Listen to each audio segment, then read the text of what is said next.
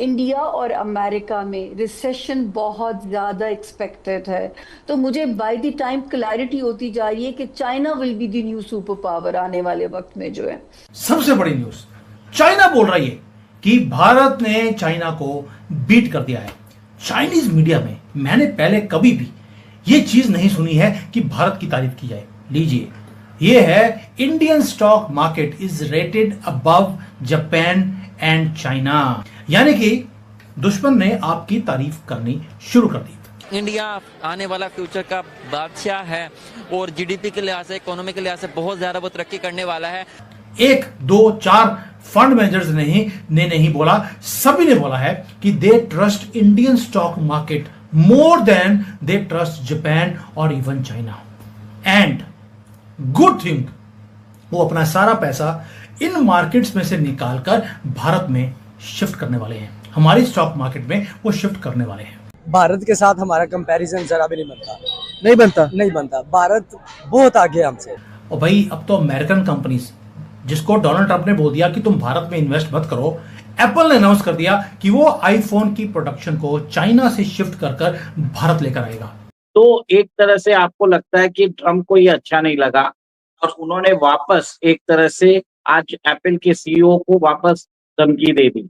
Foxconn ने already बोल दिया कि वो उनके नेशनल सिक्योरिटी एडवाइजर्स के दरमियान तो पाकिस्तान के पास भी एक फोल्डर हो बातचीत करने के लिए। अच्छा, ये इसकी बड़ी सिग्निफिकेंस है।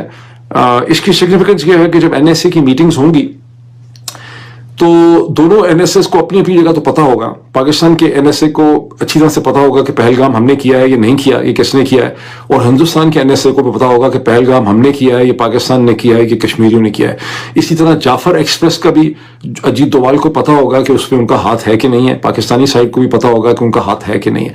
जब ऐसी मीटिंग्स, इनविजिबल मीटिंग्स होती हैं जहां दो सीरियस लोग, और दोनों बहुत सीरियस लोग हैं, दोनों बहुत इन्फॉर्म्ड हैं, तो फिर वो ये बात कर सकते हैं कि देखें, अगर आपने ये किया, हमने ये किया, तो फिर आप ये ना करें तो हम भी ये ना करेंगे।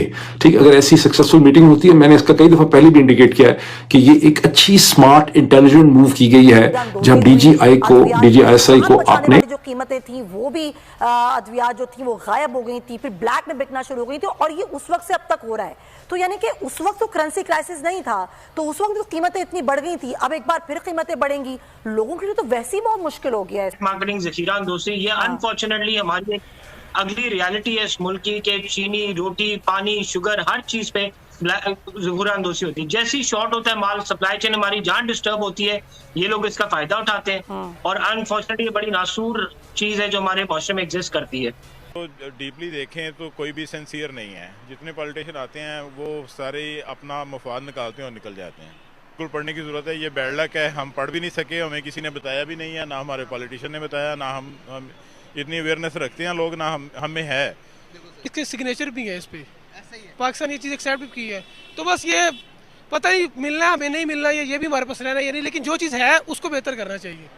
नहीं, ये अच्छे हालात तो नहीं। अगर इस चीज़ की फैसिलिटीज़ की कमी है तो वो पाकिस्तान को चाहिए कि पाकिस्तान के अंडर है तो वो डिलीवर करे जो चीज़ें इनकी, जिस चीज़ों की कमी है वो हमें भी चाहिए, पाकिस्तान को भी चाहिए। एज ए पाकिस्तानी मैं तो इस चीज़ की सपोर्ट करूँगा कि जिस चीज़ के वहाँ पे फकदान है, जो चीज़ें नहीं हैं वो मिलनी चाहिए उनको। ना इंडिया अपना इतना पैसा लगा दिया, इतना उसने वर्थ अपनी एक इकोनॉमी का इतना एक हिस्सा उधर खर्च कर रहा है। वो पाकिस्तान की बैकबोन है।